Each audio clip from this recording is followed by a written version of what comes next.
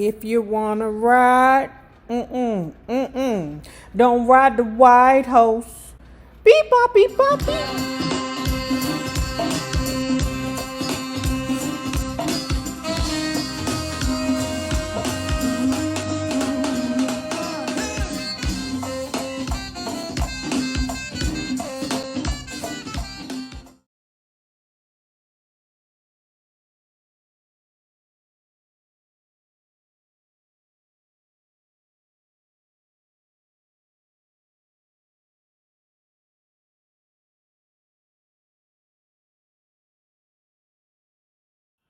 As a young Motown performer, Mary had largely abstained from excessive drinking and illegal drugs.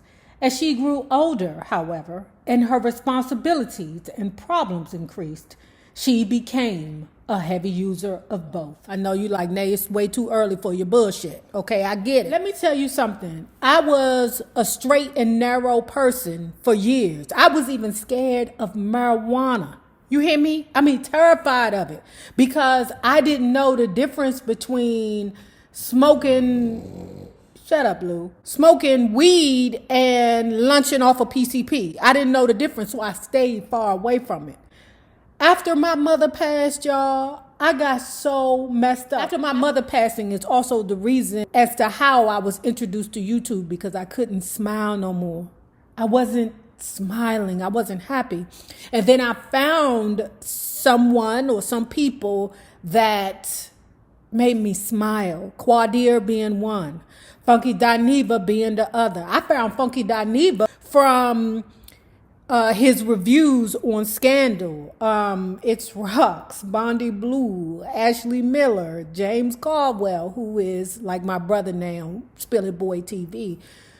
But man, I was in such a dark place after my mom passed. I wasn't thinking about hurting myself, but I just hadn't smiled in so long. And then I would say within a year or two after my mom passed, I started edibles.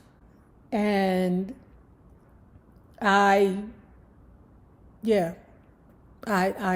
definitely got caught up. Now I'm going to leave it right there and move forward. She sometimes stopped when the effects became debilitating, when she was frightened about what her habits might do to her, or when her friends forced her to quit or put her in rehab. After a short time, however, she would always return to substance abuse when her life seemed to be going downhill. She needed solace for disappointments, or she simply missed the feelings the alcohol and drugs produced. Drinking was a prominent feature of Mary's relationships with both Cecil and Curtis. Her uncle, the minister from whom she received spiritual guidance as a young girl, had preached energetically against alcohol and drugs when Mary was a young girl. But her mother's example may have pushed Mary in the other direction in the long run. Mae James Holler had noticed that Mary's mother liked her drinks a lot. Remember when Mae said that early in the book? As her age and responsibilities increased, Mary drank more and more. She rarely, if ever, acted intoxicated in public, but she often did at home. We go to lots of parties, Curtis said, and Mary would just be as cordial as you can be. And then when me and Mary got home, she was like, hey, Curtis, won't you run down there to the liquor store and pick us up a little something? Okay, that's not what Curtis said, but I'm surmising. And then after she'd been drinking for about 3 days, she chased me around the house.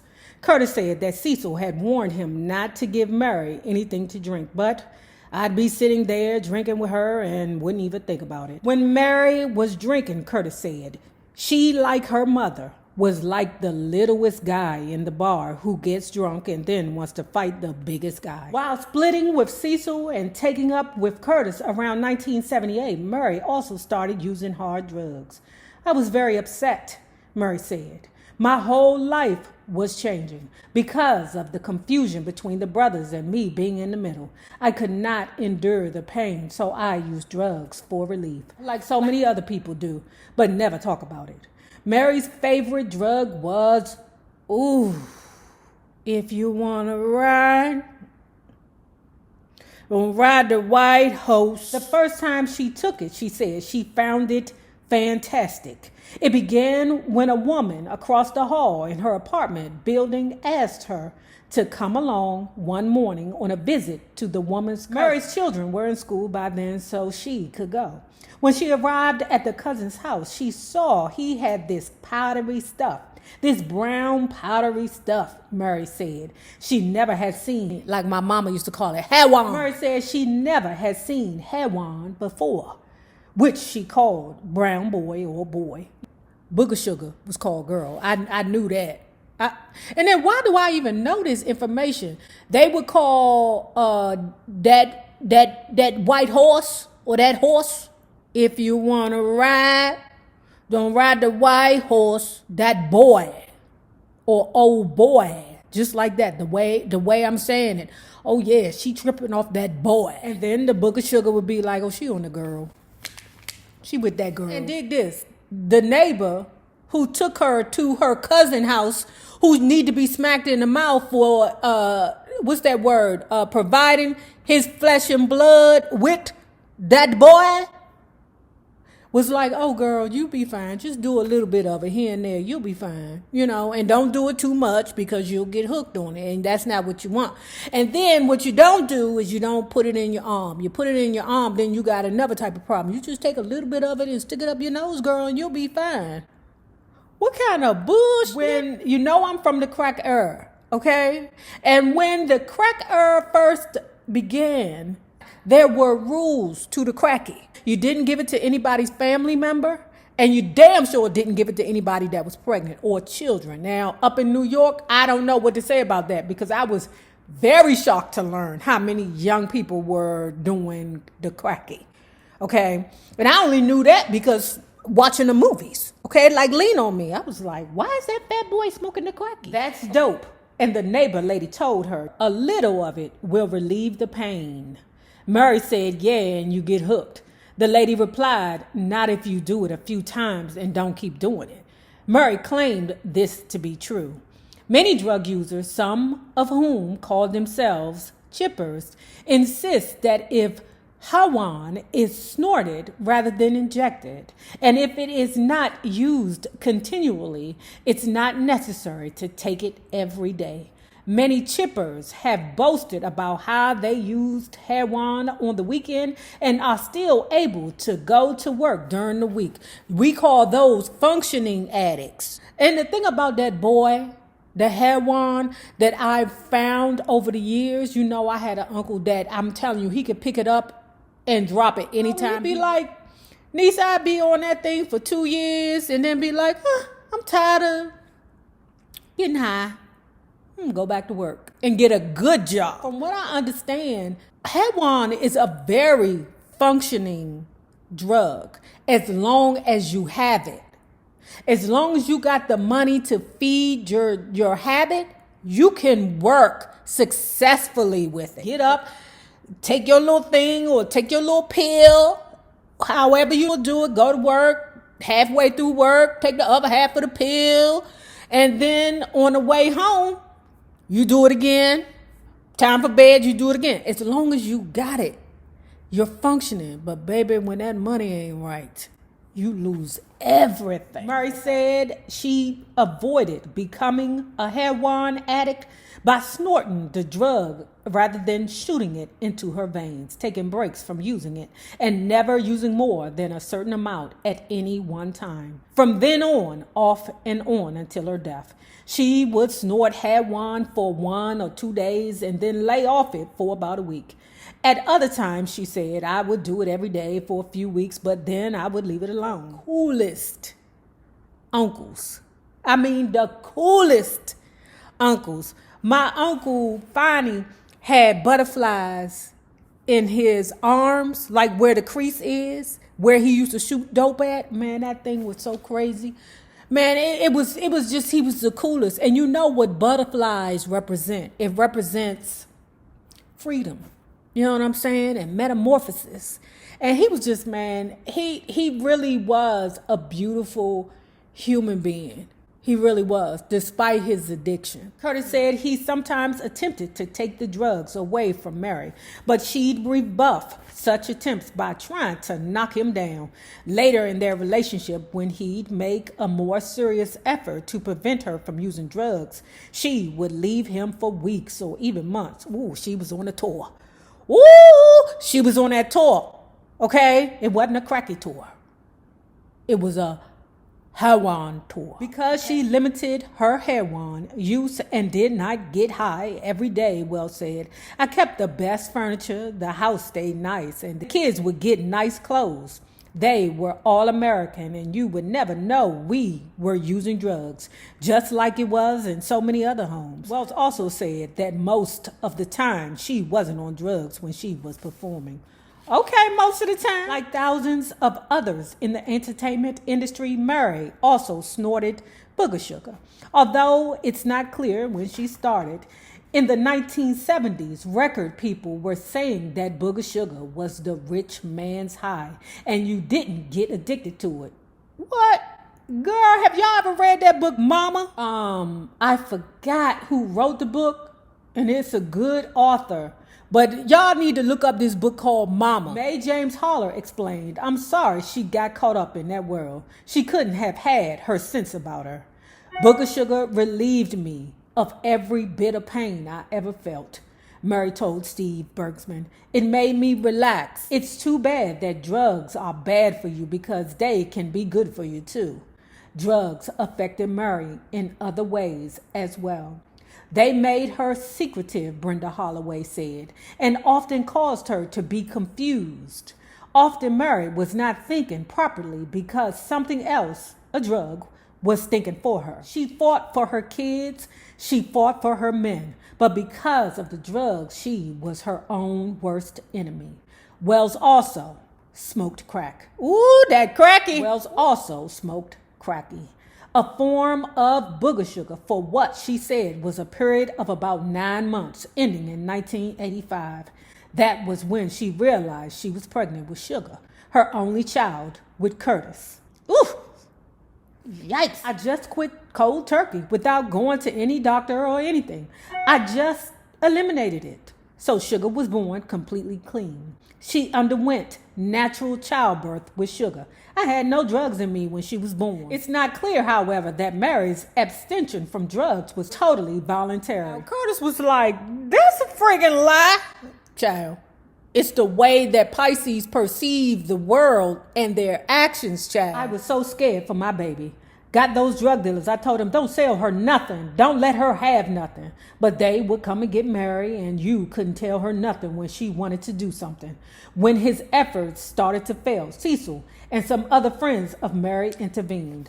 The interveners, reasoning that they had to get Mary out of her drug-soaked environment, packed up Mary and Curtis's clothes and belongings without Mary's knowledge and moved everything to her mother's house in Inglewood, a Los Angeles suburb.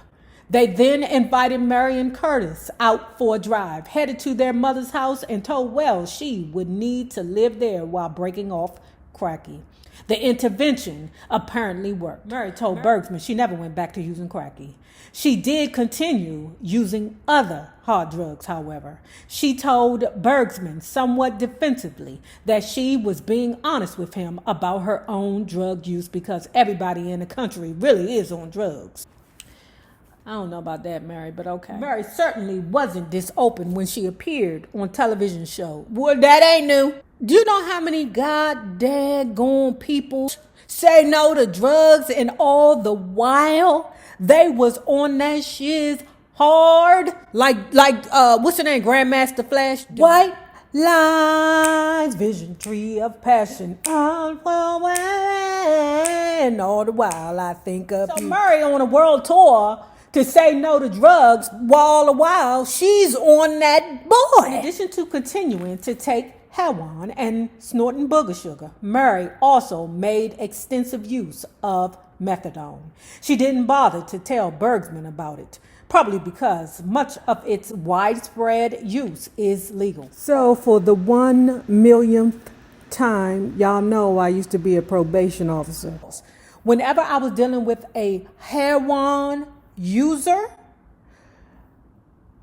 I would ask them how were they able to stop the drug, because the sickness involved with the drug is so severe. Oh my God, like that fentanyl. Oh, that fentanyl out here is a bastard. They would always say, I'm on methadone maintenance. Okay? And I just always assumed that it was something good. Because if it could stop people from using heroin, then it was something good. Child, I learned today. All right, and you're going to learn today too. She didn't bother to tell Bergsman about it, probably because much of its widespread use is legal as a way to wean addicts off heroin. Methadone doesn't make you drunk or anything like that. It's not like liquor, Curtis said. It just makes you feel euphoric and it lasts all day. I did not know that, y'all. I did not know that it was triggering euphoria in the brain. What I thought methadone did was just take that piece of your brain that fiends and craves the heroin and tweaks it so that you don't have that craving for it. You know, like that drug Ozempic that everybody is on now and looking like Droopy the dog after the fact. Y'all better watch that Ozempic. Kardashians is on it. But Kardashians, you think we don't see you, but we see you, bitch. Cheers. Joyce Moore, a close friend of Mary's during the last half of Mary's life, described Mary to author Susan Whitall as a heroin addict who intermittently used methadone and did other drugs. Damn, Mary Wells, I didn't know that you was this messed up. While Mary was using heroin in California, Curtis said, she saw a methadone clinic near her apartment and wanted to visit it. Curtis told her she didn't need to go on methadone because her heroin habit wasn't that bad. But Mary said she wanted to try it. At the same time, in Curtis's words, Mary had no shame about her drug use. She wanted Curtis to come with her, but he protested. I'm not going anywhere near there, he said. I mean, everybody knows you, Mary. Mary replied, curt. I know who I am. I'm not stuck up or anything. So he said she went in there talking to the people and laughing and dealing with them. And I was thinking, okay, this will jar her back into reality.